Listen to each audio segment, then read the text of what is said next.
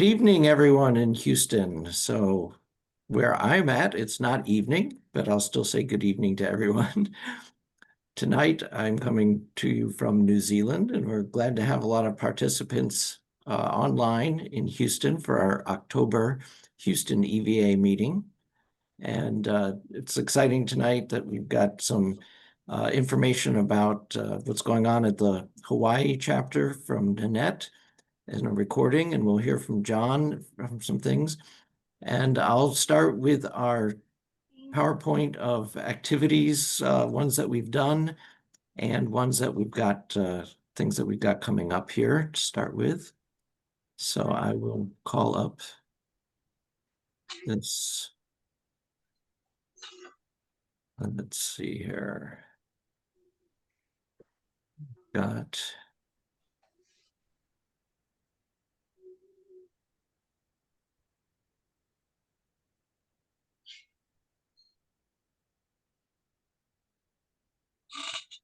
our events that have gone on in the last month or so. So we appreciate everyone who got out to show their cars at Wings and Wheels over at the 1940 Air Terminal Museum at the side of Hobby Airport. And a lot of folks had fun out there. And here are just a few photos. Yeah. And so it's always good to mix the cars, the wheels part with the airplanes, the wings part.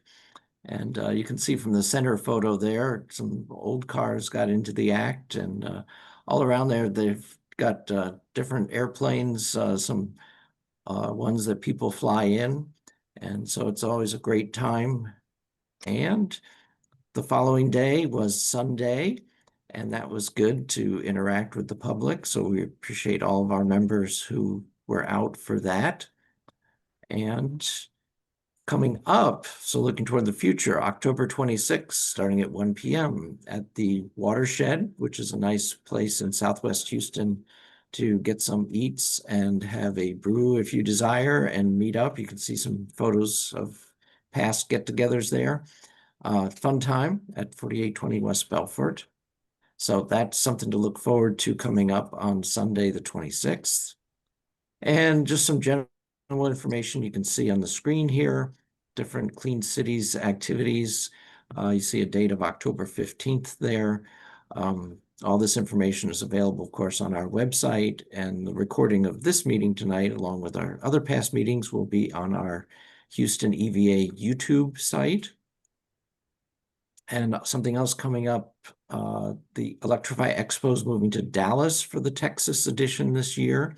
It'll be the middle of November. And you can see some photos here of people having fun, including a nice electric motorcycle there. And some benefits of joining the EVA, of course. You can see here on the screen, there's accessibility of the recurrent EV battery health report. The Blue Dot EV charging card is available. Find out information about other national events and interact with folks. That's always good. And when we do have more folks coming in person, you can pick up these EV1 sheets. They are good for handing out to family and friends because it tells you about all the different kinds of EVs. And I'll talk about some of the EVs here in New Zealand in a minute. Some other opportunities from the club are discussions about having another rally, doing test drives. Those are always popular. Some other show and tell type events, maybe doing a scavenger hunt.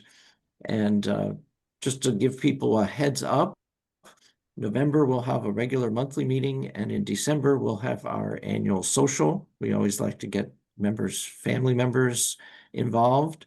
And so that will be one of the days in the first half of December, not necessarily on our second Thursday like our monthly meetings are. And the Facebook site is good for folks that want to use Facebook to communicate. You can see the link there. And also on the left is kind of a heads up of a photo coming up. That one happens to be a small electric vehicle in Australia. So I'll talk about that in a minute. And we thank TXRX for making space available, no cost, for our monthly meetings. You can see some of the other fun things you can get involved with at TXRX Labs. And this is kind of a unique piece of hardware. Normally, we don't spend a lot of time because, of course, there are a lot of EVs on the market nowadays, but this is really unique. And so one of our members, Belinda, has gotten a hold of this. It is an independent car recharging facility.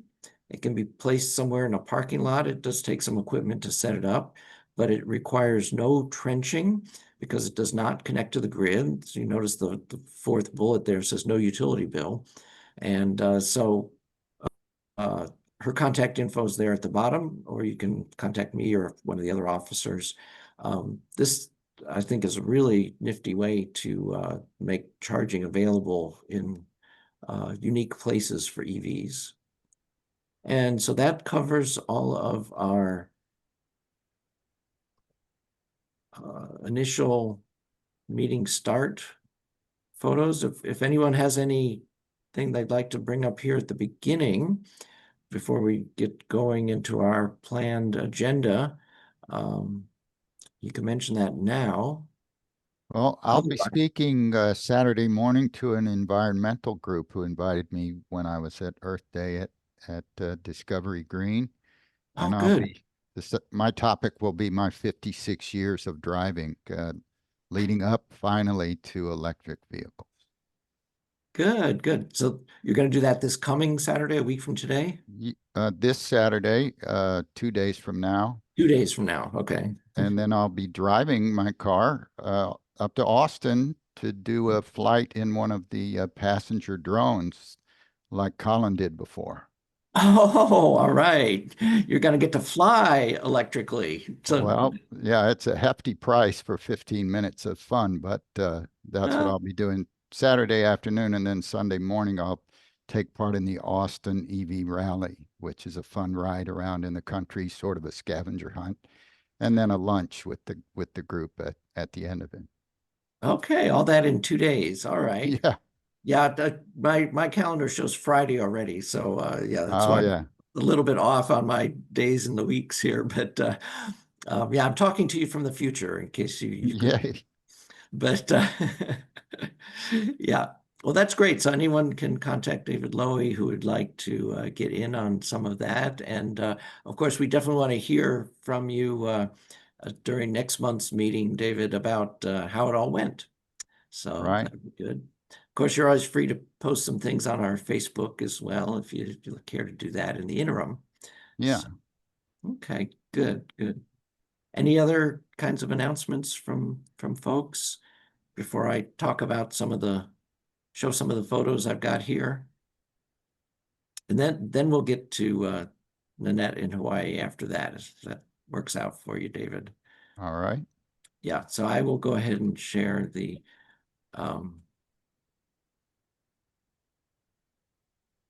photos that I have, just a few that I've collected here. Kind of going backwards in time a little bit because it is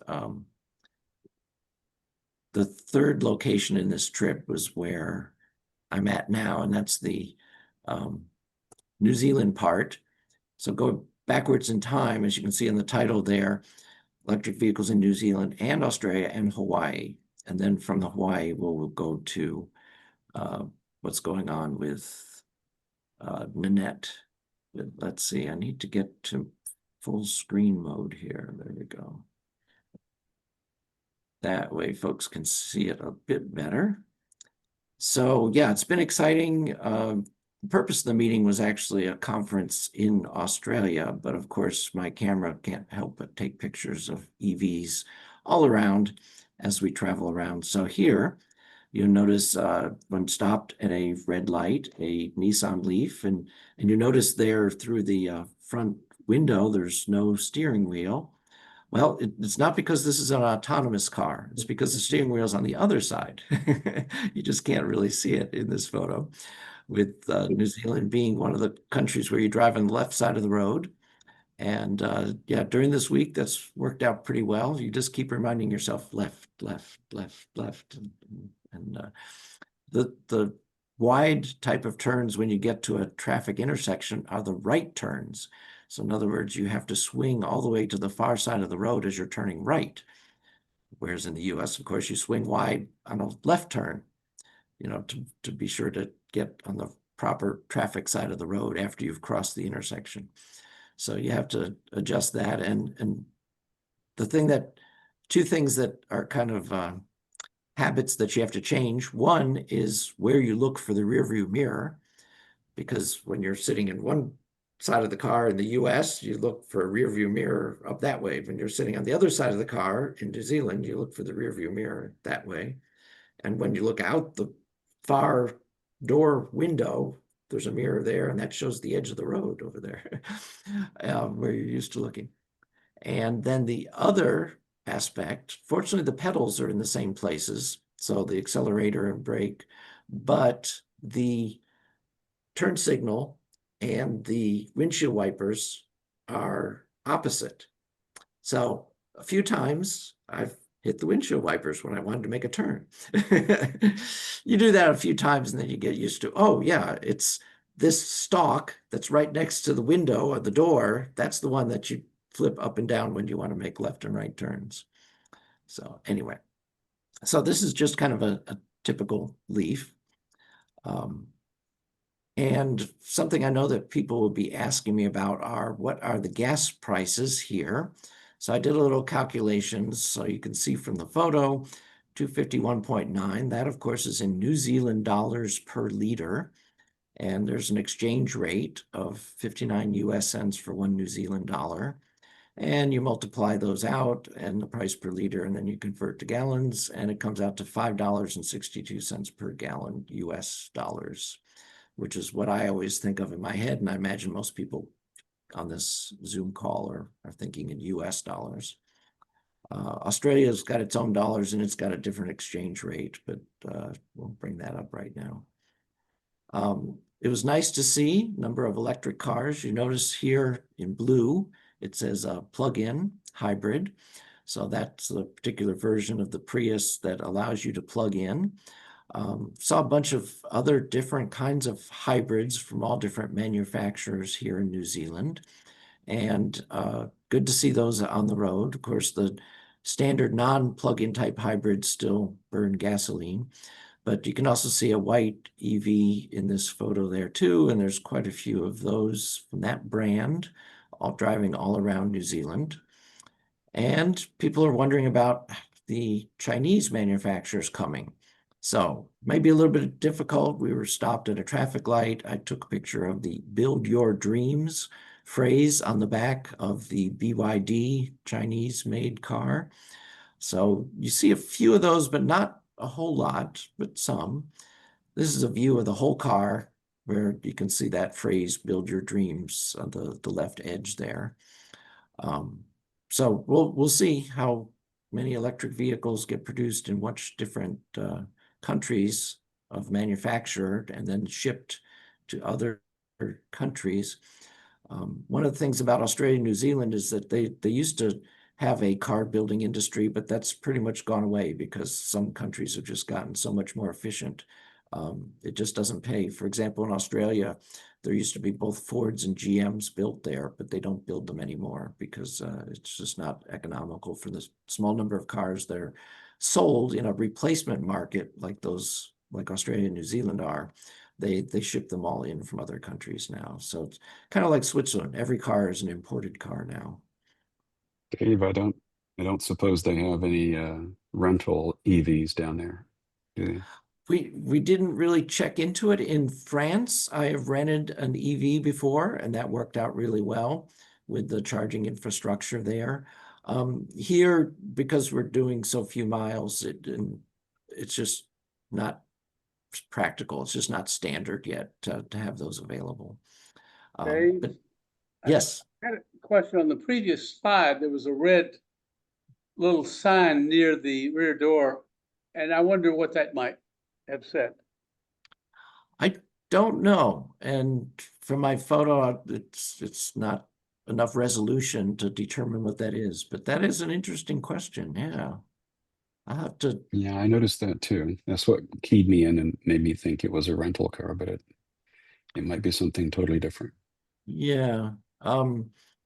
There are some particular marks, for example, on the rental car that we have, right in the center of the dash where you can see the speed in kilometers per hour. They added a little sticker that says keep left. So they know a good number of rental cars are going to be rented by people who are driving in their home countries on the right side of the road. And so they put that little sticker inside the car. I don't know what would be on the outside. I mean, it could also be being used as an Uber. I mean, Ubers are available in Australia and New Oh, Zealand. that's a thought.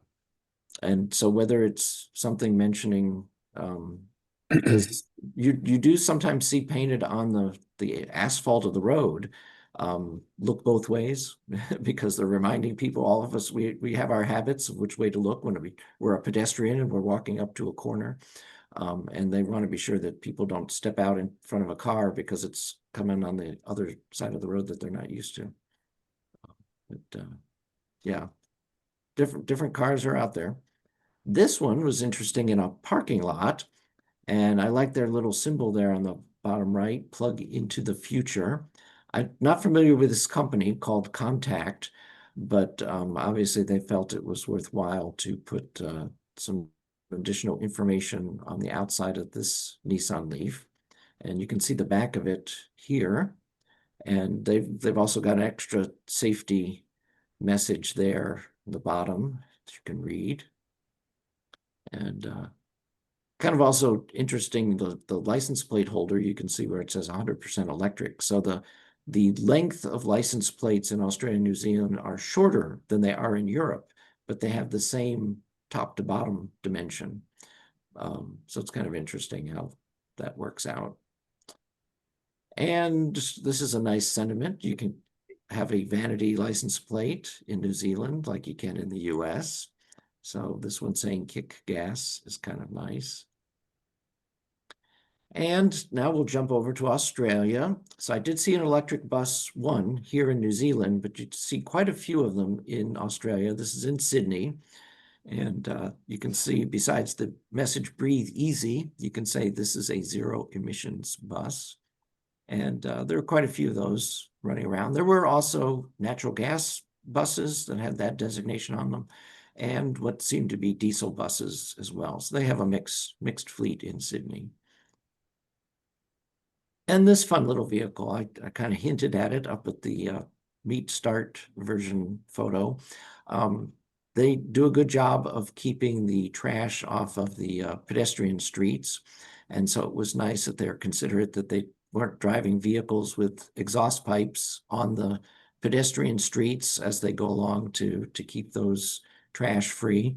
And you also notice on the left, they have a tram, and the trams there are electric, and they have overhead wires. And it is interesting that, of course, they have a network of power, and the tops of these trams have pantographs that go up and touch that wire. And of course, the ground is the rails. But at the particular area we were at, we were next to a historic building, and they had no overhead wires. So my conclusion is that they actually built a certain amount of battery into their trams. And I saw the pantograph going up and down away from this building where there were overhead wires. And so they must have it powered externally. But then when they lower that pantograph and to go past the historic building, it must be running on internal battery power. And then, of course, they could put the pantograph up again on the other end. So two interesting electric vehicles here in this photo. And that takes us to Hawaii, which, as I said, was kind of the backwards order. So we first flew into Hawaii and visited there, and then we flew to Australia, and then finally here to New Zealand. So this was nice that Hawaiian Electric has an electric vehicle here. And I will stop my photos there. And let's see. have our chat, which we often put questions on.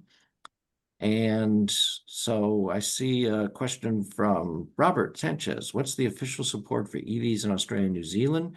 Tax credits, and what is the public's attitudes toward EVs? Okay, so a couple different interesting things. At one opportunity, I talked with a gentleman who works in the environmental area, and he admitted that he wasn't driving an EV yet, but he said it was due to cost. And I can imagine that cars are more costly here in these two countries, Australia and New Zealand, than they are in the US. But that's a whole nother question of what the market prices are. And of course, those have been changing just this week. The federal tax credit went away for new purchases. I'm glad, William, Bill, that you got the used EV credit on your Leaf purchase, and it is gone as far as new credits. But I do understand that somebody found a loophole, just reading different things around. The ownership has to be started by the purchaser. So some cunning people have figured out that when a vehicle is leased, the person who's going to be driving it for 2-3 years is not the owner, it's the bank or the financer. So what they did was they took their inventory, I think this was like Ford and GM and maybe some others, they took their inventory of built EVs, they started purchases by the financiers, the banks or whatever, and that qualifies it until the end of this calendar year or until they run out of already built EVs, that the tax credit can be applied to the lease. So yeah, I see Robin shaking his head there. These wily bankers and people that figured out how to extend that 7,500 tax credit at least a bit past. That's very sneaky. But I did notice that Chrysler didn't, or Stellantis didn't choose to do that. So maybe they just didn't realize it, that GM and Ford are fully sneakified. Right, yeah.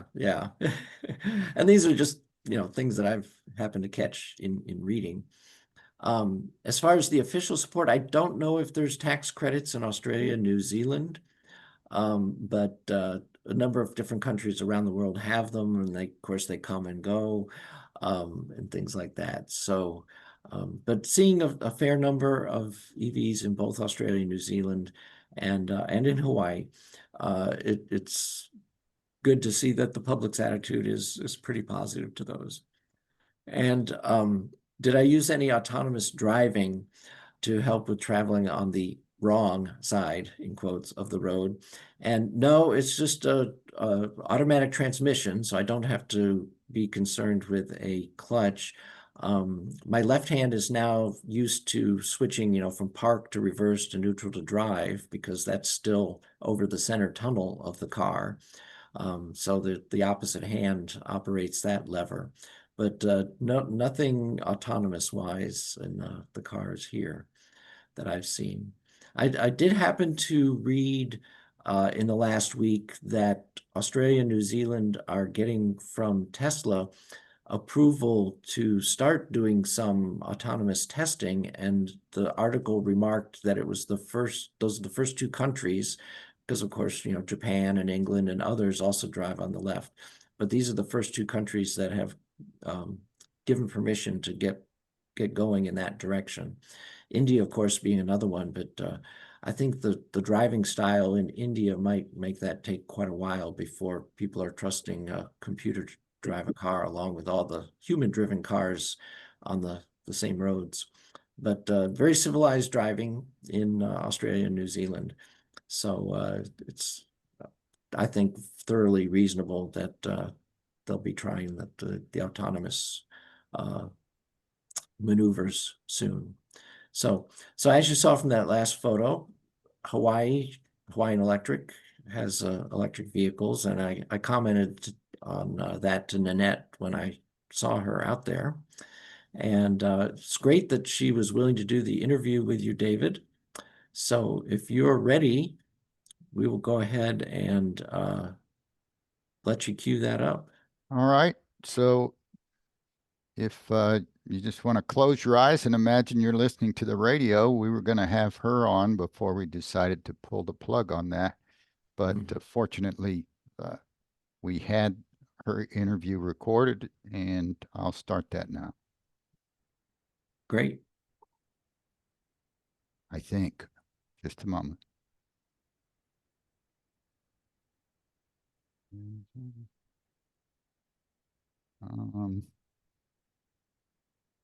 can't quite get to the play button here. How do I make this bar go away that shows all the chat and Okay. Yeah, couple different ways. So that play button at the bottom is not accessible on your yeah, screen? right. Yeah, he has all the thumbnails down there, so you could either move that whole Oh, window, Drag it up okay. to the top. would be Thank one- you. Thank move you. it to the right or something, and I got it now. So here we there go. you go. All right. We're welcoming from the state of Hawaii, Nanette Vinton, and thank you very much for joining us today. Aloha. Thanks for having me. Aloha. Please tell us about yourself and what you represent there. And as we get into our conversation, we'll cover a number of topics about what's happening with electric vehicles in Hawaii. Sure. So I originally got my first EV back in 2013. It was one of the first Teslas in the state. From there, founded the Tesla Hawaii Club. And then about 5 years ago, got together with someone from the Big Island EV. And we had the same goals in mind, doing advocacy for EVs, charging infrastructure and education. So we joined forces with all of the Hawaii EV clubs. There's one on Kauai and on Maui, and we became a statewide club, Hawaii EV. So right now I am the treasurer and secretary of that organization. But you're also involved with the Tesla Owners Group. Correct. Yes. So we're not. That's also statewide. So since we've been there, since I've had a Tesla for 12 years now. Very close with the staff, local staff here. So it's been great working with them to help grow the EV population here. And was that your first EV? Yes. Because Model S. Yep. I've been driving for 12 years also. We started out with Nissan Leafs. One of those got drowned in Hurricane Harvey. Then we went on to Chevrolet Bolt, largely because it was highly praised by Bill Nye, the science guy, who had been Oh. given a number of electric vehicles to try out so that he could talk about them in his networks. And that's all we needed to hear. So when we could, we leased one, and then later we purchased one. So Oh, great. how's it going with current sales in Hawaii as we approach the deadline for taking advantage of the federal rebate? So right now, as of July, I believe there's over 38,000 electric vehicles here in Hawaii, and that's more than doubled since 2021. So there's been a significant amount of growth of EV adoption. Wow. Obviously, as the tax credit is coming to an end here, there's a lot of people that are looking to purchase an EV. We just had our Drive Electric month event a couple of weeks ago, and it was pretty hard to find dealer cars for test drives because they were selling them literally like the day before the event. So there's obviously, people are very much aware of EVs here, and with the amount of sun we get here, when you combine that with adding solar energy, it's kind of a no-brainer for Hawaii. Especially, we don't really drive that far. We're on an island, so while range is nice, the lower range EVs are also popular here because people don't drive as much. So what else do you see other than Teslas? Oh gosh, there's Mach-E's, there's everything Lightnings, the Equinox, pretty much all the EVs that are out there are here. There's a few Lucids, Rivian's really picking up in sales.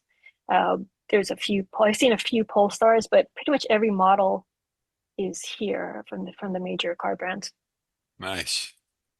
You mentioned you wanted to speak a little bit about current legislation. Yeah, so back actually, the big legislation was passed back in 2008, and it was a Hawaii Clean Energy Initiative. And that was with the state of Hawaii and the Department of Energy to reduce Hawaii's dependence on fossil fuels. So the goal for the state is 100% clean energy by 2045. And Hawaii was actually the first state with this kind of mandate. So that's kind of been driving our renewable energy growth, our electrification of transportation, so for almost 2 decades. Yeah, And the importing oil basically makes energy very expensive if you're gonna. It's all done by generation. So solar is so much cheaper. Yeah, and actually the major utility here, Hawaiian Electric, they just closed their last coal burning plant back in 2022. So they are big on, they've been developing a lot of solar farms with battery storage, across the island and also on the other islands as well. Nice. so by 2045, you want to be zero emissions in Hawaii. But I'm just thinking I'm going to be about 92 years old by then. Yeah. It's encouraging that entities are moving toward that, but Yeah. I want to see it sooner. Yeah, well, actually, the governor, he recently, within the last 6 months or so, he accelerated that timeline to 2035 for the neighbor islands, the smaller islands, and here on Oahu, where most of the population of the state is, he's looking at 70% of that goal by 2035. So very aggressive goals, but a lot of people, government, businesses, are really striving to achieve that goal. And it shows how much independence states have making their own guidelines and their own deadlines when the federal government is not really supporting that or supporting environmental causes that well. So that's great. California has their own goals, and that's really great to hear. Yeah. But yeah, it's been great. It's been great to see it from, over the past 10 years, just the growth of, the number of electric vehicles here. So how large is the solar power community in Hawaii? Is that really everywhere? Is it starting to be ubiquitous? It's pretty much everywhere. As far as I heard one stat, it was I think it's 40% of the single family homes in Hawaii have some kind of solar system. Wow. Yeah, so it's pretty big, and Nice. I know a few solar solar sales reps, and they said they're still busy, even with the credit ending. Right. They're still seeing a lot. You how can't really much- drive around without seeing a house with solar on it. Yeah. How much is electricity there per kilowatt hour? Oh, geez. Right now it's probably, I think last time I checked, it was about 38 cents. Okay, yeah. It's pretty expensive here. Yes, yeah. So that's one incentive. Yeah, yeah. And how do people go about finding a reputable installer? I mean, we're just going through the process of figuring out what we want to do and how well it's going to work. It's a big mystery to our family, but it's something we want. Is anything done to make the selection process and the implementation easier in Hawaii than perhaps where we live in Texas? I think there's just a few of the big companies that are around, and so it's pretty much word of mouth who to use here. And like Hawaii's a very friendly state. When they say it's like the Ohana state, the family state, word of mouth is a big deal here. So it's a lot of by reference, I think. And nothing And- works better Referral. than word of mouth reference. Yeah, yeah, Do you have solar where you live? yes, yep. And So that I've had it for a long time. Our and whole you charge neighborhood has. and you charge your car, of course, from Yes, solar. How yes. much does it reduce your electric bill? Oh, a lot. We've got a two-story house. We've got central AC, two EVs, two large fish tanks. So if we didn't have solar, um, our bill would easily be like $1,500 a month. Whoa. Yeah, How so many it's square a big deal. how many square feet in your home? It's about 2,500 square feet. Yeah. Yeah. Well, are you seeing electric buses, electric boats or ferries, and even Yes. airplanes? I've ridden in an electric glider. What do you see in Hawaii? So we have the city and county of Honolulu, which is basically Oahu. Their bus system has about 20 electric buses. As far as the tour buses go, Roberts Hawaii has a fleet, a growing fleet, it's small right now, of electric tour buses as well. And there are also a few electric school buses here as well. So Nice. yeah, so a lot of companies have taken advantage of whatever incentives there are for those for the electric buses because they are quite expensive, but over the long run, Yes. the cost savings is better there. As far as we haven't seen any airplanes here or boats yet, but there is an initiative. It's called the Hawaii Sea Glider. That's in the planning process right now. So it'll be a neighbor island, I guess, commute plane. And a lot of actually Hawaii EV is one of the supporters of this electric glider. And so hopefully within the next 5 years, we'll see that come online. And how So- is the charging infrastructure? We could use more. Yeah, always. Yes. I would say, God, we probably have about 800 maybe like charging ports right now in the state, and that's not nearly enough to support, the amount of EVs we have. There's a lot of people that live in condos and apartments that don't have charging infrastructure. Yes. So it's just starting to grow here now. There are some incentives for businesses to install chargers, but the process is a long and tedious one. It can literally take up to 2 years to get a fast charger installed. And part of that is because of our permitting process is pretty slow. And also it takes a little while for the utility to turn on some of these chargers. And But you're able to charge at home like we Yeah. find most people do. Yeah, I think yeah. I think it's about 20, maybe I always see like maybe about 25% of EV owners don't have home charging. Yeah. So So Well, if I show go up, can I rent an EV at Avis or Hertz or any of the major brands? yes. So I know for sure Enterprise, Hertz, I believe Avis has as well, EV fleet, and there are a lot of Turo rentals as well here. For a while, it was I didn't recommend it because the charging infrastructure just wasn't there. It's gotten a lot better just over like the past year. It's gotten a lot better. We've got some NEVI chargers, and Tesla's increased their supercharger network, so it's gotten better. And yeah, the And hotel infrastructure yeah, would and help too. Yeah. yeah, so a lot of the hotels have EV chargers, or at least one or two. And, Yeah. and luckily, unless you're driving around the island like 4 times in one day, you're Yeah. probably going to be okay Yes, finding a exactly. charger. Yeah. Yeah. As I understand it, getting from island to island by boat is rather difficult. So, is that correct? Yeah. We used to have a super ferry. God, it's been about 10 years. Uh, so Well, for people receiving their electric vehicles, they all come in through Honolulu.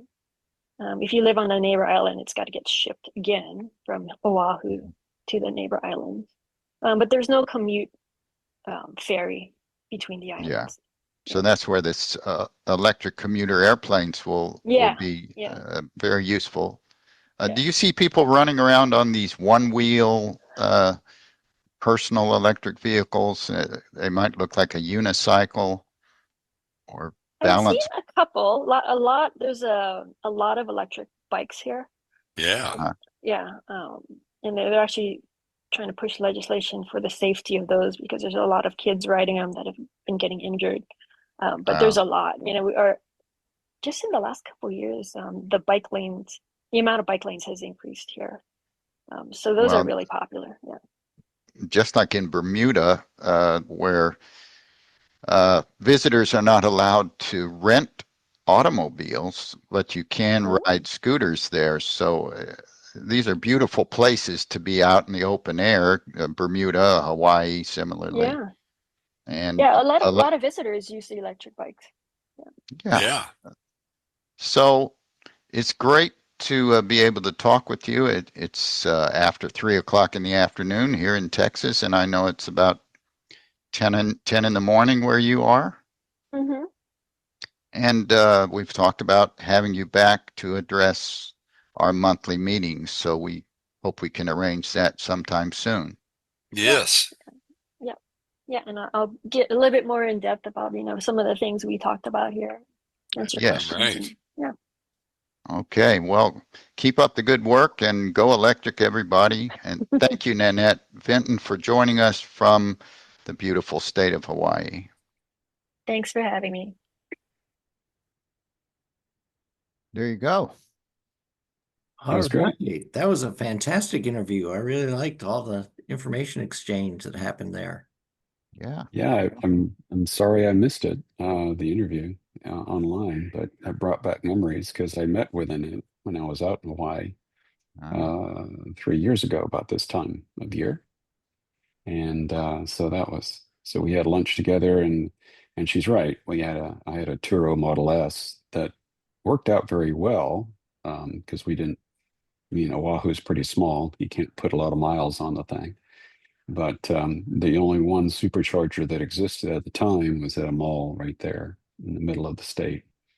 So I had to get up at like 5:30 in the morning and see if I could find one of the stalls empty, and I managed to. But we met and had lunch, and she's great. The Tesla Club is great at the time. It was just an Oahu club, but it's good that it's expanded. What year was that roughly you were there, It's Robin? 22. So Okay. yeah, October 22. I was looking at some pictures from Hawaii, and yep, it says Perfect. 2022, 3 years ago. Oh, all right. Yeah. So I can imagine, yeah, with that one supercharger, that would become like the central point of the star Yep. for any trips you would make. Yeah, and you had Some more to charge. go at very odd hours in order to get access to it. And Because it was so and busy, even you then, it say. was still a line. Yeah, And a line even then. Wow. yeah, Okay. Well, she's mentioned some more infrastructure since then, which is really good. And yeah. Oahu definitely needs more superchargers. yeah, and I see that Robert wrote in the chat the question about how about charging infrastructure and multi-unit housing and apartments and such. And so, yeah, I can imagine the superchargers are being used by people that live in apartments but don't have any access to charging where they live. Yeah. Universal problem. Yes. Yeah, yeah. Good, good. Yeah, and I mentioned to Nanette when I was talking with her on the Tesla site, periodically they let people vote for where new superchargers should be built. And I mentioned to her that I voted for Hawaii to get some more. Yeah. So, Good job. but every place can use more, but Houston does have quite a few around. So people going across the Houston area can find one relatively easily. But when Yeah. you're in a place like an island, then yeah, and you're there as a visitor or an apartment dweller, then yeah, the supercharger becomes more of a critical type thing as opposed to just a additional option like in Houston. Yeah. I've been meaning to go to the one up in Baytown. I guess it's a Buc-ee's. It's a very large. I think is it Type 4 chargers. Okay. So I was going to go try the Cybertruck up there and see if I could get some actual ampage. But Yeah, we'll see. Yeah. I've actually used it to charge my i3 with. Yeah, Yeah, Good, nice. good. excellent. Yeah. Mhm. What And is I a did Type look, 4? say again? What is a Type 4 charger? So Uh, they keep on increasing the wattage available. Do you know the number, Robin, for what for? well, it's Type 4 is like 500 kilowatts. If a car can take that many, which Yeah. it's always that cat and mouse about increasing. But yeah, in fact, I I think looked at the supercharger.info map for New Zealand and noticed there's several out there, and two of them were version 4 superchargers. So the highest Yeah. wattage ones, yeah. that's their new standard. And not sure how often or how they're going to replace the old first gen or second gen ones. But Yeah, and it's always kind of a question, is it better to replace the old ones with more capable or better to do a new location that, people might not use the old one as much, but they could use them? Because one of the other advantages of the version 4, besides being higher wattage, is that they have longer cables and they're more accessible for non-Teslas to use because, of course, the charge ports of different vehicles are in different places on the vehicle. And Yep. so version 4s are also much better for folks. Nanette had mentioned the Lightning and the Mach-E and Equinox. And so for the other vehicles, now I guess they're building them. Of course, there's adapters, but they're building them with the North American Charging Standard type of connector.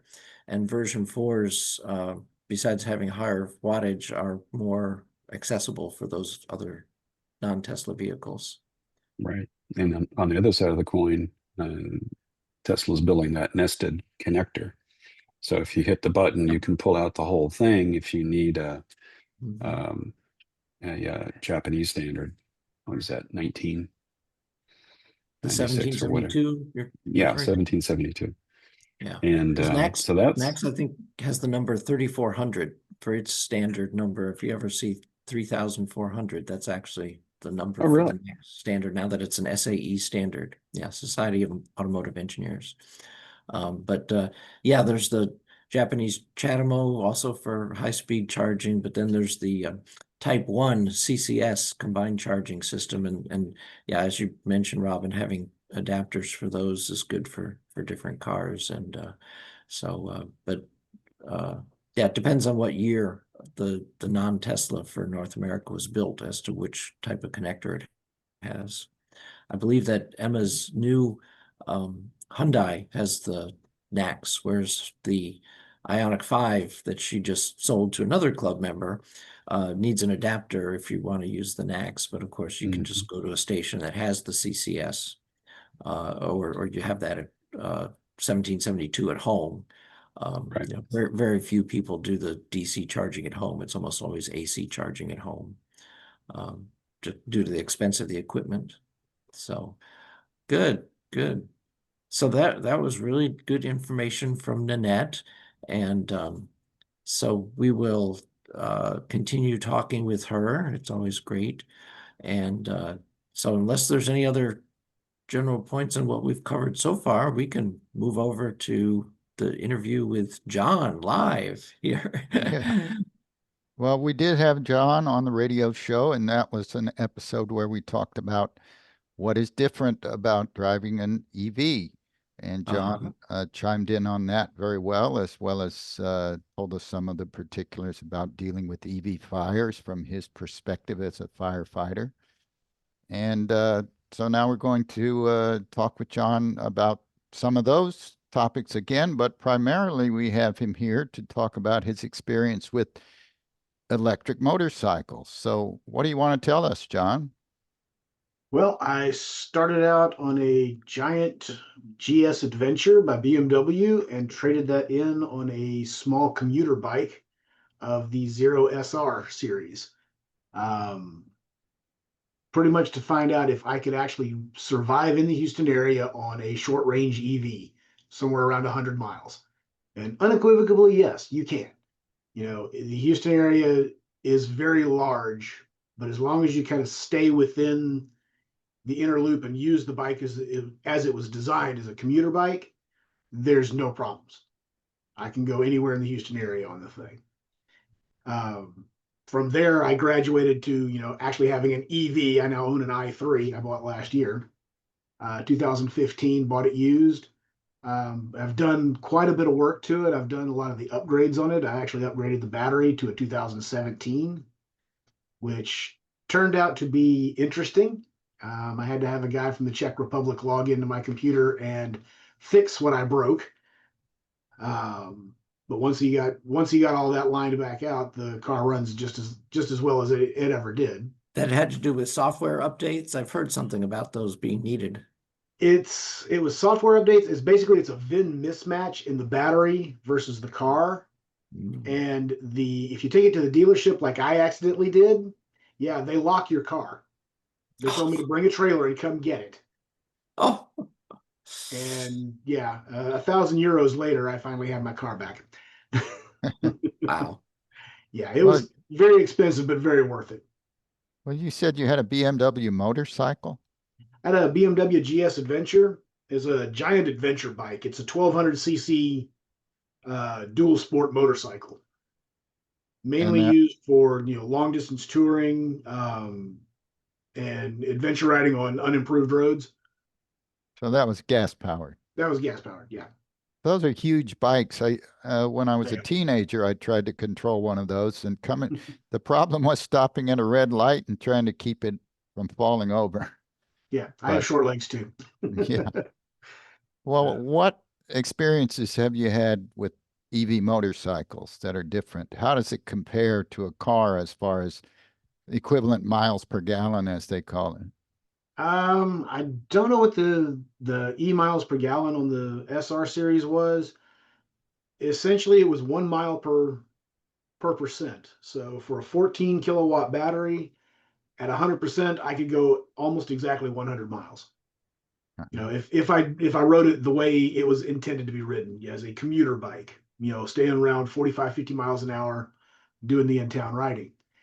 If I got outside of that and, you know, jumped out onto the Houston Autobahn, I could get 60 miles out of it, doing 70, 75 miles an hour. So it was very much, you know, an exercise in physics. You know, the faster you go, the shorter your range. Yeah. It's not a very I am not very aerodynamic. But of course, you don't need air conditioning, so that No, helps. not at all. Well, how long does it take to charge the motorcycle battery? What size battery have you got on there? It's 14.4 kilowatts, and I have the level 2 charging system on it, so I have a 6.6 kilowatt charger. The onboard charger that you can just carry around with a regular NEMA plug. I have one here. Do I? But a regular just wall outlet plug. You can plug it straight into any outlet. There's a port on the side of the bike, looks like a computer socket for power, and it'll charge at 1.3 kilowatts, I believe. And 1.3 kilowatts, I mean, if you do the math, 10 hours. Well, where have you gone with your bike? Mostly I use it as a commuter bike. It has gone long distances via trailer. Three of us, one guy from Austin and another guy from Houston here, we trailered our motorcycles out to North Carolina and did electrics on the Dragon this year. Big motorcycle rally out there with, I think we had almost 50 electric motorcycles all gathered out there and riding up and down this very famous motorcycling trail. Wow. So are people racing them? They do race. Thermal limits are a thing when you start racing, especially with a small displacement bike like mine. The larger SR series or SRS and SRF series, they're bigger motor, bigger battery, and they are much better suited for the track. Like I said, mine's a short range commuter bike. Think, you know, a 300cc Yamaha, not a 1,000 liter sport bike. But Harley Davidson was involved in producing these, right? No, the zeros were all zero. Well, Harley I Davidson mean, had, Harley Livewire. Davidson has had some interest in e-bikes too, right? Right. They bought the company Livewire and started producing the Livewire one. I don't remember how many years ago. So they still produce it. But they have two other models now that are AC charging only. The Livewire one, that's the biggest Achilles heel with most of the electric motorcycles is they're all AC charged. Mm. And unless you have access to three-phase power, it's a slow process. You know, it takes 2.5 hours for me to charge my bike if it's completely empty. So as a road tripping machine, it is not. So you don't have an extra 6-volt or 12-volt battery to deal with. No. There's a DC to DC converter. As soon as you turn the key on, all the power comes up. And are we going to see motorcycle clubs convert to electric? Probably not. Like I said, the Achilles heel right now is still range. Like I said, mine had almost the longest range of any of the motorcycles out in 2020-21. The newer bikes now that are out, the Zero's premium touring bike, I think, is 130 miles. Got it pulled up here. Hold on a sec.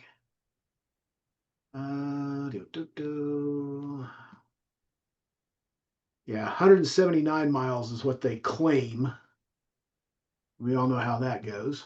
Yeah. But they, again, like I said, they're AC charged only, so they're limited to, I think, 7.4 kilowatts on a level 2 charger. But if they can find three-phase power, they can charge all the way up to 12 kilowatts. Well, Robert Sanchez is telling us that he has a conversion manual for gas cycles from the national chapter of EVA. Okay. Well, Yeah. where Actually, Robert Powell doesn't own his Zero anymore. He sold it and he now rides an Energica. where you live is pretty close to Galveston, so you take trips to the beach with your bike? Absolutely. Yes. Now, the problem is charging infrastructure between here and Galveston is absolutely horrible. They just installed, the Buc-ee's down here just finished installing their Tesla chargers. Mm-hmm. The closest DC charger for me for my i3 is actually 12 miles away. There's no other DC charging around me. AC charging, there's a couple of hotels that have chargers, but other than that, their closest AC charger for me is just the other side of Seabrook, which is 8, almost 10 miles away. Well, how are those chargers different for your bike than for cars? All I have on the bike is level 2 charging. I Okay. do not have a DC fast charging capability. Mm. So anywhere I go, I have to look for AC charging, and it's usually at a hotel or in a parking lot somewhere in the middle of nowhere. Yeah. So, Well, is your bike basically silent? I can sneak up on squirrels if you cut the throttle at just the right point. You can actually become completely silent. But when you lay down on the throttle, it's a belt drive system, so there's actually belt harmonics, and think like a banjo string. That the more you lay on the throttle, the tighter that string gets, the higher the pitch goes. So you get a high pitched whine as you take off. Yeah. But as soon as you drop into cruising along, it's almost completely silent. Well, have you had adventures or mishaps riding your EV bike?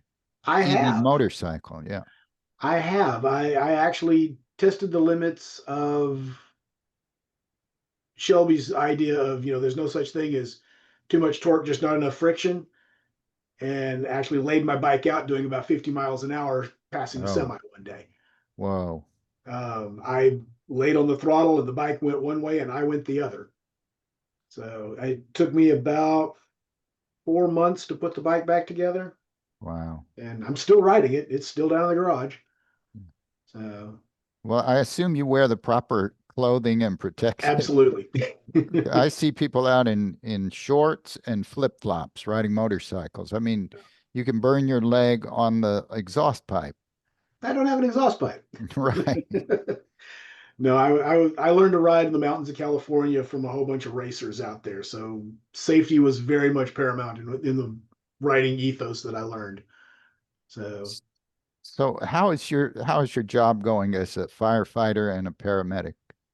well, I am eligible to retire, but I'm still employed because, well, I still enjoy my job. And due to, I still need to carry my health insurance for a little bit longer. The retirement is not an option for me right now. But this area, we're seeing more and more EVs in the Houston Galveston area on my side of town, but they're still not a very popular option. So we have not seen an actual thermal runaway battery in an EV. I've seen it in a couple of the drones and the e-bikes and one scooter that's caught fire, but nothing as large as an EV yet. So, Well, I have some friends who had electric bicycles that they took with them in their RV, and the lithium batteries wound up catching fire and just destroyed the RV and badly Yeah. burned one of my friends. So that is a consideration. mhm. They burn hot, they burn fast. They give off hydrogen gas, and once that gas ignites, it just turns into a torch and it just starts cutting through the entire battery pack Yeah. at that point. I think that I've seen electric bicycles being used by police in Herman Park, Mhm. and that's a very good way to get around quickly on some of the sidewalks and the trails there. Would there be any usefulness to the fire department or the paramedics using an electric scooter or motorcycle? More like a golf cart type situation. Um, we tend to carry a lot of equipment around with us. In the fire service, not so much. But as paramedics, yes, getting in and out of, like, we're down there with the Texas City Dike on really busy days. There's a line of traffic all the way down the dike, and you can't get any kind of apparatus down there. So having, a golf cart or a four-wheeler or something like that to get through there and get around all the traffic is a perfect example of what you would use an electric vehicle like that for. I don't know if you've seen the pictures on Facebook of me with my wife on our anniversary riding around in a Model T replica that was electric powered in Galveston. I understand they've been around there for a while, and you can't get any faster than about 21 miles an hour, but you're in traffic like everybody else, and they seem to tolerate you pretty well. And it's nice open air feeling, getting down to the seawall and feeding the birds, and then trying to find the place where you rented it and taking it back. But is there anything else you want to cover, John, before we open up to questions from the group? Well, I was also when I bought my Zero Electric, they had one taken apart in the back and had no way of getting it put back together because the guy had quit. So I ended up going back there and volunteering my services to put it back together and became one of the 2 electric EV motorcycle mechanics in the Houston area until my dealership collapsed. So, I'm not afraid to take an EV apart now because I learned on working on my motorcycle. So, let's see. There was a question from Robert. Fire department have a chance of going electric? Absolutely not. I work with a bunch of troglodytes. This is Texas City. We have, we produce almost a third of the petrochemical products that the United States uses. They are about as close to anti-EV as you can get. Mm. So, nope, there will not be an electric fire truck down in Texas City. I work for I worked for a welding supply company in Texas City way back when I was a teenager. And I noticed the air kind of smelled like peaches. I know it was pollution of some kind, but it was more acceptable because it was a pleasant smell. Do you notice anything like that there these days? Depends on which side of town you're on. Most of the time, my end of town smells like antifreeze, and we can't figure out who's putting it out, which plant it is. It gets sweeter as you get closer towards the middle of town, and gets kind of dusky as you get over towards 146. And it just depends on who's manufacturing what and what time of day it is, how the winds are blowing. Is it going to rain? You know, Well, you ride your motorcycle down to the Texas City dike to do some fishing? actually, I just ride it to work. I usually don't fish on the dike. Oh, yeah. I have a pier right around about 2 blocks from my house that I use. Okay. Well, anybody else have anything for John? There is a question down here. The battery fires, what caused them? Depends on the battery fire. With the drones, usually it was improper charging. The batteries they'd forget to put it from the NiCad mode to the LiPo mode and end up overcharging the battery, and it would burst into flames. As far as vehicle fires go, usually it's damage now. Most of the thermal runaways from charging problems or excess use, too rapidly discharging it, most of those have gone away. They've gotten the battery curves down to the point where they don't have to worry about that anymore. Most of the time, it's going to be damage that causes a fire. So with solid state batteries, is that going to improve and is your range going to get a lot better? We hope so. Yeah. The power kilowatts per kilogram are supposed to go way up with the solid state batteries. And the idea that, there's no flammable electrolytes in them. They're not liquid, so you don't have as much surface area to worry about. The solid state batteries look like they're just going to be an absolute, spot on choice for every EV after this. Well, aside from the fact that you work 24-hour shifts, could you explain to the group like you have to me how you say you really only work 7 days a month? Yeah. We work a 24-hour shift.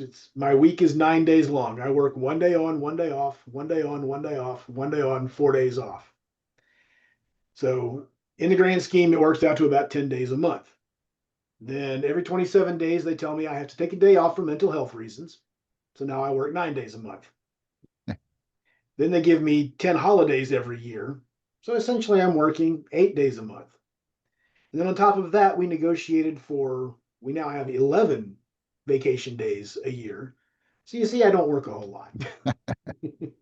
So when you say 24 hours, are you literally awake for the 24 hours or are you taking some naps or something? We nap during the day. We have, we have what we call our work wives. And it's our crew. We stay there. We're in the station. We have a kitchen. We have bedrooms. We have showers. I mean, it's everything that you would have at home, we have at the station, just mirrored for everything else. We eat as a crew. We sleep as a crew. You have a second family essentially when it comes to the fire department. So you're sleeping, but you're ready to wake up and run when called upon? I can wake up and be dressed in the truck in 60 seconds or less. Wow. Okay. And I understand you have worked 23 hours straight. Yes, I have. How do you when manage? things How happen, do they you manage? happen. That's just, luck of the draw. It was something that I did actually something similar to that when I was in the Coast Guard decades ago. We would do 72-hour boat ops, and we would be out on deck for 10, 12, 16 hours at a time, catch a few hours inside and then back out on deck again, doing boat ops again. So it was, I've worked emergency services all my career. I've worked for the government. So Well, this has been kind of like EVA TV rather than radio, but I've always enjoyed talking with you, John. thank you. Anybody else? And it's always great, John, when you bring your motorcycle out, like when we did the Botanic Garden, the Houston Botanic Garden, which of course we hope to do again in the spring or sometime. And yeah, to have your motorcycle along with the other electric vehicles that are four-wheeled vehicles, it's great to see yours. When Robert Powell used to bring his, yeah, I understand he likes changing vehicles. And so as well as changing work locations, I've lost track. I think he left Austin. I don't know, is he back in Houston? He's back out in Seguin right now. Okay. Hopefully I won't have to make a choice between the Zero or the i3. I just finished installing the trailer hitch on the i3. Oh, good.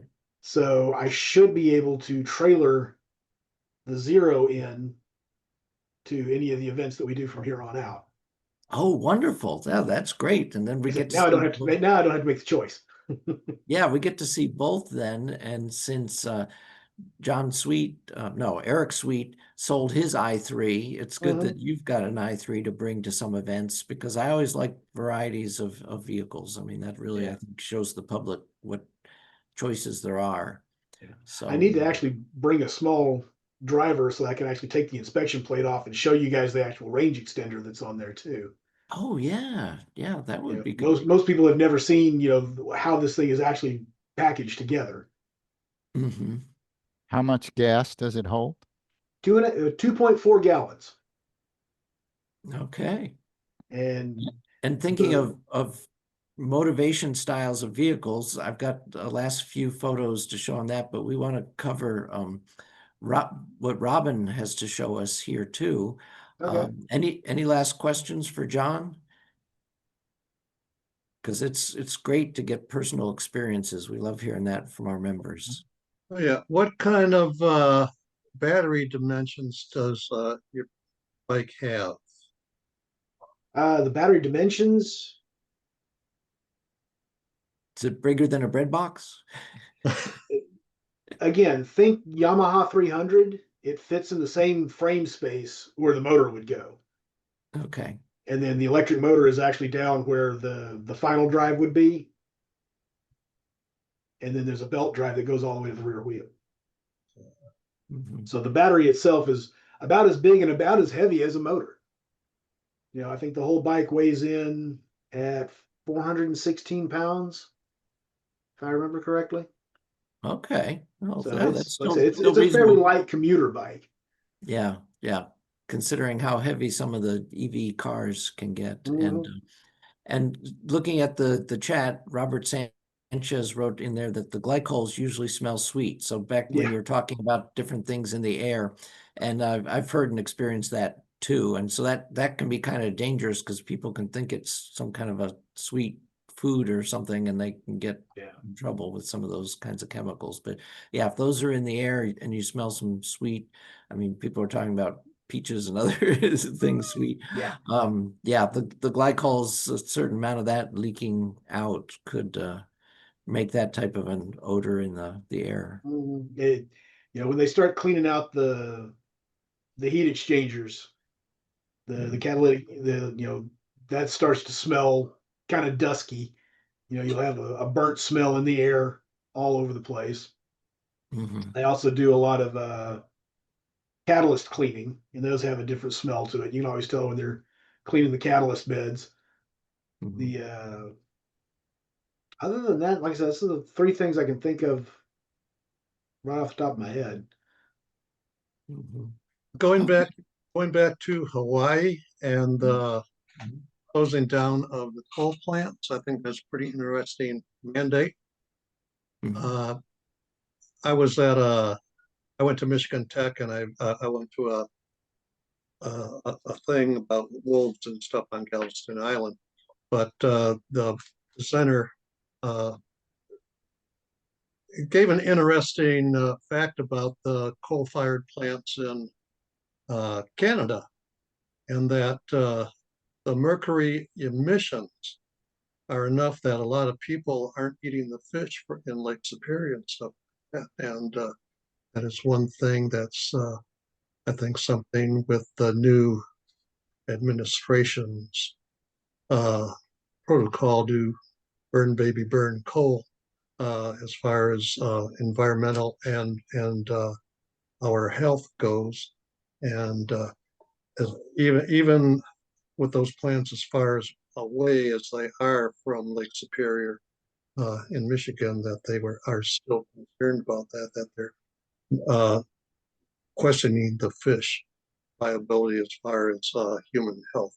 So as far as Hawaii goes, even with the coal-fired plants, that environmental impact could, once it gets up to the upper atmosphere, will continue. And so I wonder what kind of stuff is coming over from China. But I never even thought about that mercury release from coal. So Yeah, that's Anyhow. always a concern where coal is being burned. And yeah, so it's good that Hawaii's got other sources of power, a lot of more solar, and they could get rid of the coal. Definitely. Yeah. So what season is it where you are, Dave? So it is early spring, and I actually have seen some newborn lambs out in the fields. So I kind of figured as we transition to what Robin's going to talk about, I figured, well, I'll give you a little hotel room background from the fourth floor here, and so you can see a few different looking trees. If I put my face in there, I think it brightens up the screen so much you can't see the background. So from now on, you won't see me. You can see the trees instead. Looks nice. There's Looks another very nice. question about motorcycles from Ben Finley. Okay. Do you see that in the chat? Yep, I see it now. Did you go through the motorcycle riding course? Good, good. I love to see guys take those motorcycle riding courses. Continue learning the gas engine, build it. That's going to depend on you. If you want to start out on a gas bike, by all means, those are the industry standard right now. Riding an electric motorcycle is a completely different thing, though. It is instant acceleration, it is instant torque. Think Tesla on two wheels. The way I describe it is, even as small as this bike is, it is sit down, shut up, and hang on fast. By the time, if you learn on a gas bike, you'll learn how to shift the gears. Once you become accustomed to that, for those of us that have ridden for years and years and years, getting onto an electric motorcycle, you're doing almost 100 miles an hour before you realize it, because there are no gears.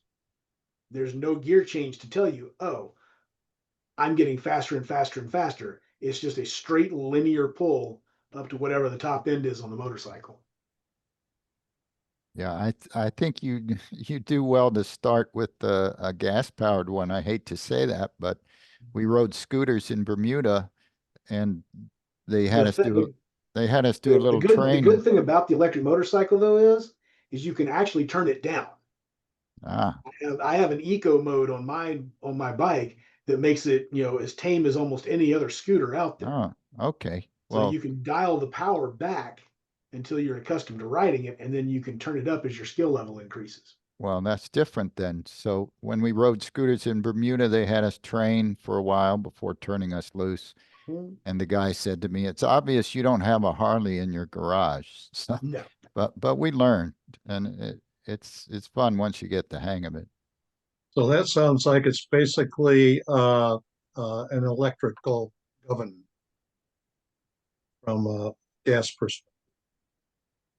An electrical what? A governor as Oh, as, yeah. as in what you have. It's it's a programmed curve. The BMW i3 that I have, they actually had to go in and reprogram the torque curve on it because they were tearing up the motor mounts. They were putting too much power down on takeoff. So they dialed it back a little bit.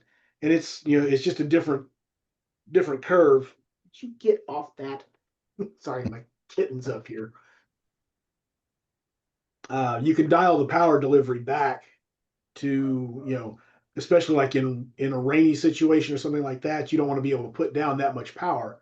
So you'll dial it back a little bit to, or increase your traction control settings. You know, there's a bunch of different ways with electric that you can do it. Good to know. Okay, good, good, good.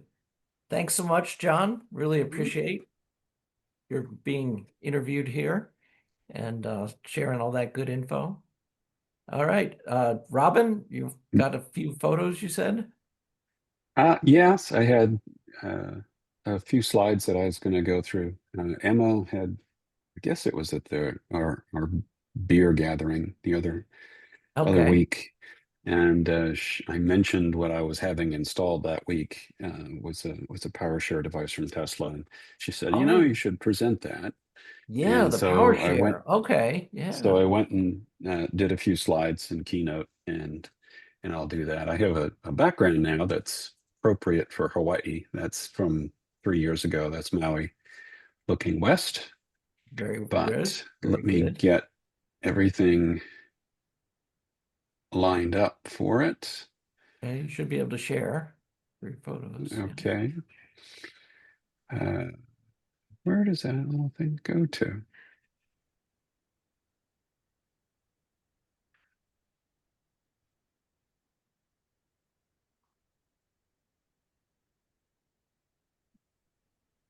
After you cover yours, then I've got just a couple other photos and then also the link that Robert Sanchez sent me. I can read a few stats off of that to finish off. Is it I allowing you don't to know. share? I'm having trouble. I've only got one screen, so it should share the right one. Zoom Workplace to share your screen. Oh, the Zoom Workplace is fancy. Yeah. Uh,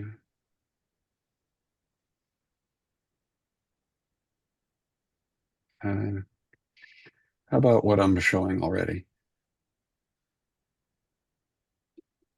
Can you see that? No? I'm not seeing anything shared from Okay. you. Oh, lordy, lordy, lordy. It says share screen.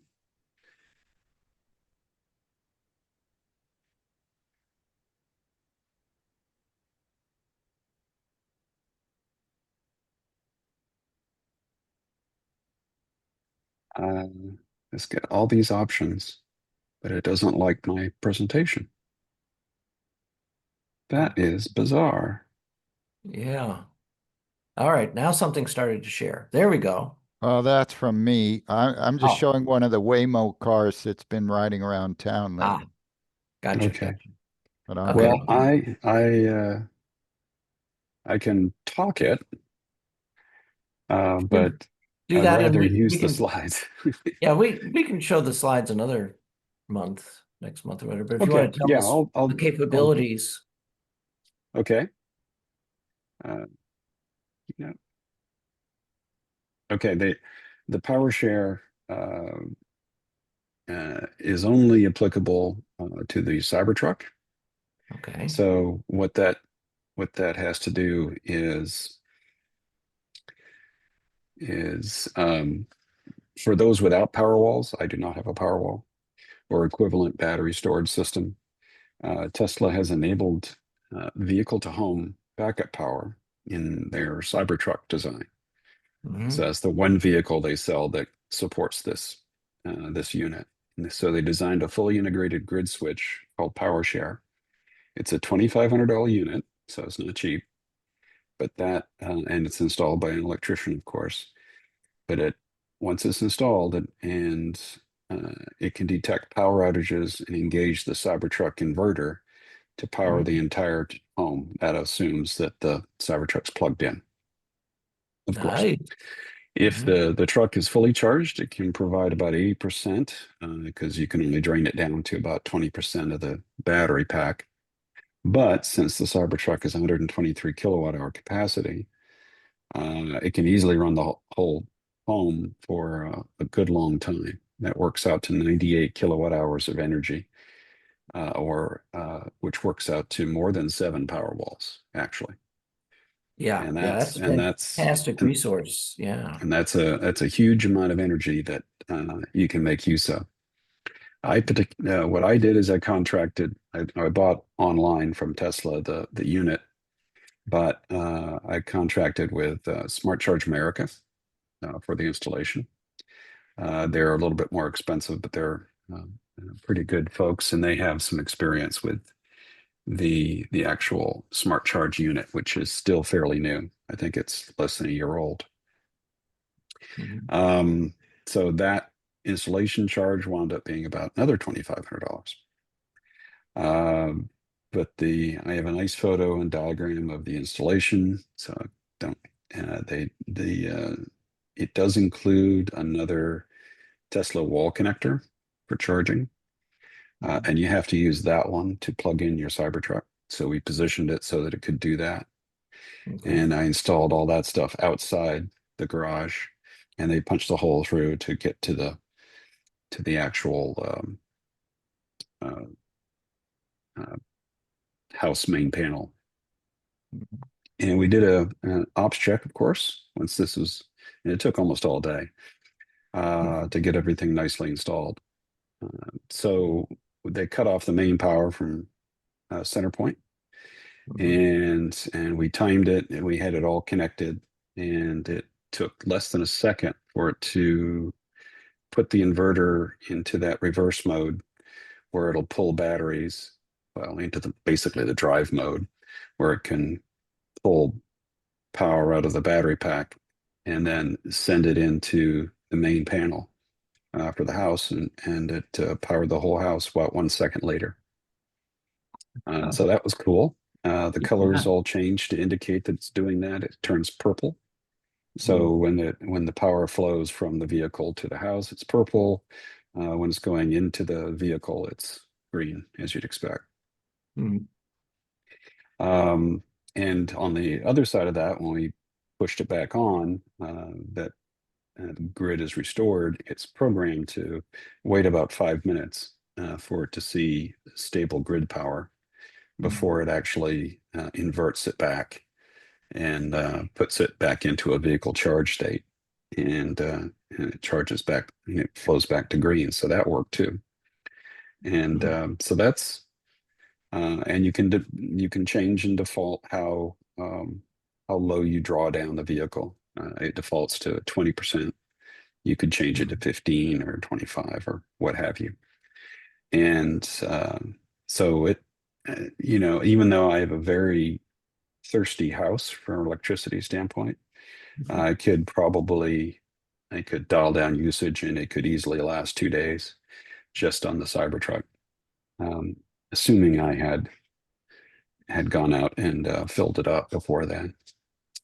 And that's nice. And the other nice thing that I didn't expect, but then I snapped to it, I realized that the energy monitoring is part of the deal. And of course, your Tesla app then shows up another product. In this case, it's called My Home, and it dynamically shows all the energy flows going into the house from the grid, from the wall connector to the vehicle, from the vehicle to the home, whatever direction things happen to be flowing at that particular time. So you can monitor your usage in great detail as well. So you can tell when certain things turn on, when the pool pump turns on and stuff like that. So I can tell, I can get it down to less than 4 kilowatts to run the whole house. But I have to turn some things off. But anyway, that's it.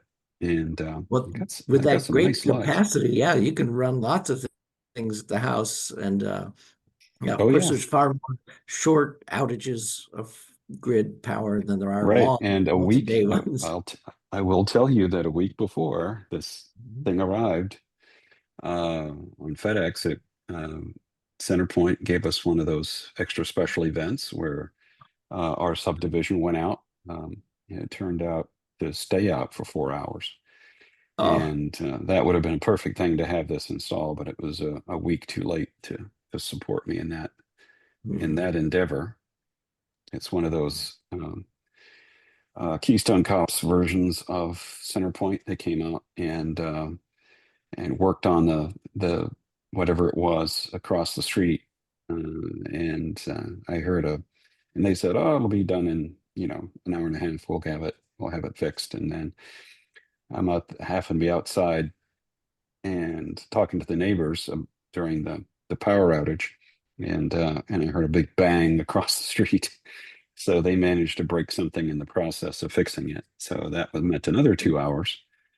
And then they had to drive down the street and go to the other corner of the subdivision that had a problem, and then that one, because then while they were fixing that, there was another explosion oh. on the other side of the subdivision. So they had 3 problems to fix, I guess, and it took 4.5 hours, and they finally did it. And then they came on for only half an hour before it went out again. But by that time I was asleep and I didn't care. Oh my, oh my. But yeah, So having yeah, that just resource in the vehicle able to power your home, that is so yeah, worthwhile. Yeah. yeah. It's very good. I just wish I had done it earlier in the year. Are you Yeah. still going to wrap your Cybertruck? Yeah, that's the next thing on the agenda. I did get the cant rails replaced down at Tesla on the recall. And so the next thing I'm going to do is call up John again and see if we can restart that discussion from the springtime. What He had a was, couple sorry, suppliers, and because we have to do a custom job because the wife wants gradient white to purple. yeah. And What was the recall? The cant rails, which is the top rails above where the windows slide up on the side, Mhm. and those are called cant rails that go over between the A and the C pillars, and apparently that piece of, I guess it's like 4-inch wide steel has been known to peel off. It wasn't adhered very well. So they did a recall of every Cybertruck in order to do that. It took them a while to get all the installation kits available, so we've been waiting for like 6 months to do that. Mhm. And but it's took them about an hour and a half to do it, and I assume it's done right now because I'm going to wrap it, so I don't want to. And the wrap, of course, will should help it stay on too, I guess. yeah, Yeah. Bill Swan, you wanted to ask something? Yeah, given the sequential nature of the 1, 2, 3 transformers blowing up, you wonder how often the maintenance crew may have done something wrong, and Yeah, caused the failure. yeah, I totally believe it. The second and third, the first failure is probably not them, of course, but the second and third one definitely seemed to be, or at least what they did highlighted a problem with some old transformers, and they don't proactively replace the transformers as much as they probably should, and they just wait for them to fry and have us go dark for a while, and that's not really the right way to do it, but they're the ones trying to pull a profit out of us. They're the experts. Yes, yeah. Need a John, lot of practice. John Atwood has a question in the chat. Oh, let me pull up the chat. Hold on. Where is the chat? There are so many little Quick- things here. There Quick it is. question, okay, you got it now? Yeah, no problem with the house AC turning on. That is true. There is a surge. I don't have, although I've been thinking about it, installing a soft start system on the AC. But it turns out that it doesn't pull that much ampage, and this system can actually deliver quite a bit of ampage, similar to what you can see with a Powerwall. But I do have 2 AC units, so in theory, if both AC units turned on at the same time, which almost never happens, but if they did, then that could be problematic. But there's Mm. actually something that they're investigating. Built into the power wall, there is is not a surge suppressor. Well, I already have one for the whole house, but there is a limiter, an amp limiter, so it won't try to pull more ampage than necessary. So it will. I'm not sure how it does it, but it keeps everything from going over amp on the house. So I don't know what it will do. Maybe it'll just.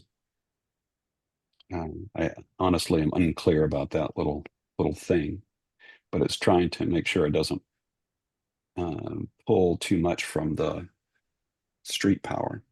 Of course, when I'm running off the truck, there is no street power, so it has to constrain the amount of ampage that can go into the panel, and that's a variable. So that's something that can be tuned to the. I have 150 amp service. So when they prefer to let you have a 200 amp service, but I haven't had any problems yet running on this system. So I've never come anywhere near the 150 amps, let alone 200. Mhm. Yeah, good. I looked up the power on the power share and it says it'll do 11.5 kilowatts. Yeah, that's coming out of that's the inverter in the truck itself. They're all 11.5 kilowatts now. All the Yeah, cars and so trucks. that's almost 50 amps or 45 amps at 240 or 250. So that's a lot. Yeah, it's a fair amount. I think I worked it out as 32 amps or 35 amps or something. Yeah, really good, really good. All right. Good. Any other questions for Robin on that? And David I Lowy, I see promised to you've take got a class in Zoom when I have some time. I see you got the Model T up there again, David. Yeah, that was a lot of fun. It was made in China. Really? And Colin tells me they've been doing this on the island for 10 years now, but these are brand new, beautiful looking vehicles. They don't care if you get sand on the floor. They tell you that just means you're having more fun the more sand they have to clean out of them. So very nice. And it cost about, I think it was about $65 for the first hour. You could seat 4 or 5 people in that one, and you could have it for the whole day if you want. And they're selling used ones as well. You go to their website, whatever it is, and they have a whole list of ones that they're getting rid of. But to buy a new one of these with the lithium battery is about $16,000, and they come with other kinds of batteries that are a little cheaper too. Mhm. But a very nice place on right on Broadway around 21st Street in Galveston. All Interesting. right. That's good. That's good. And thinking of drivetrains, I will go ahead and show you one last little thing here from our travels. And so see, is this gonna go to full screen on me or not? Come on. There. Well, it bounced. Okay, here we go. So I thought of you, Bill Swan, when I saw this solar panel stretched out on the back of a car here in New Zealand. Somebody was doing a little bit of charging of some device, I take it, with their fold-up panels. Can you see that, Bill?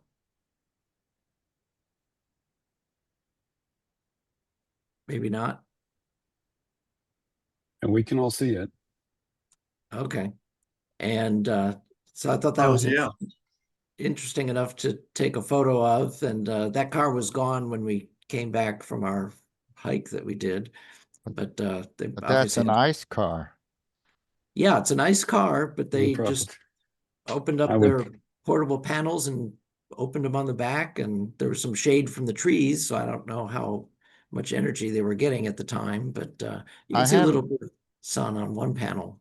I have a Okay. feeling they're using it to cool the interior of their car. They appear to have one window slightly open. That could be, although it was kind of cool. It's not Houston temperatures out here. The Or they could actually have a nighttime cooler. nighttime, yeah, they could have a cooler for some cooled food. Nighttime temperatures have been in the 40s and daytime temperatures have been about 65. Oh, So okay. Oh, yeah. delightful. Yeah, and then Rub it in, this Dave. this photo I took in another parking lot. So I noticed that e-power badge. And I thought, gee, is this an electric vehicle? So I kind of went down low, and if you see the bump under the vehicle toward the right back tire, that is an Saw the exhaust. muffler. Yeah, a muffler and exhaust pipe down there.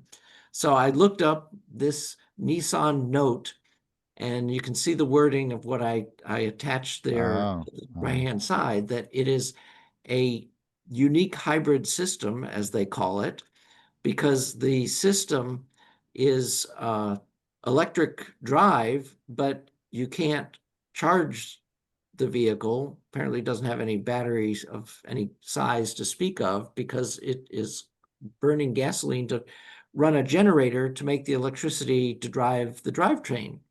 So it's kind of unique.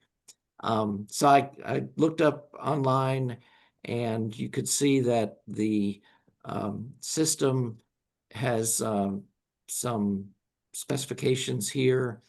1.2 liter gasoline engine paired with electric motor with a output that you can see there, 116 horsepower, 280 Newton meters.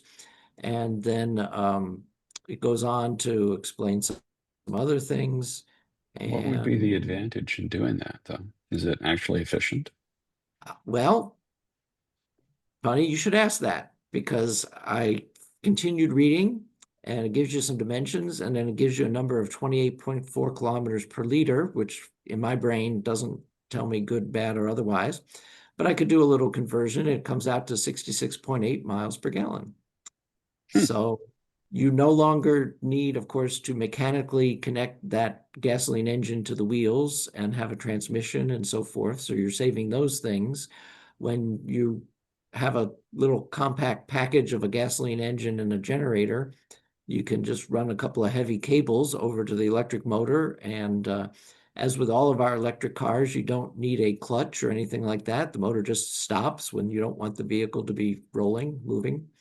And then the last little interesting part talks about market availability. So they mentioned Japan here. And of course, you build your cars the same way for driving on the left side of the road in Japan as you do driving the left side of the road in New Zealand. And obviously, this vehicle that I saw was here on the roads in New Zealand. So I don't know if it was generally available or someone just brought a car that they bought in Japan on a ship with them back to New Zealand. I don't know how it got here, but it was kind of interesting to see that it was here. And yeah, that number 66.8 for people who are burning gasoline, of course, that's a pretty efficient drivetrain. So anyway, that covers that.